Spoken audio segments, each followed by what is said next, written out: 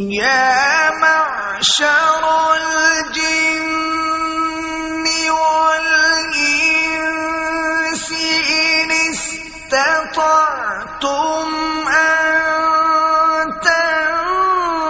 تنفذوا من أقطار السماوات والأرض فانفذوا لا تنفذون إلا بسلطان.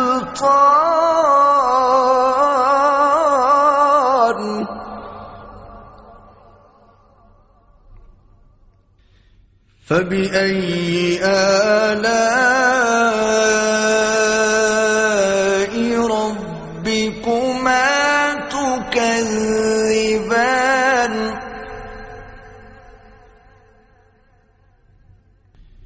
يرسل عليكما شواظ من نار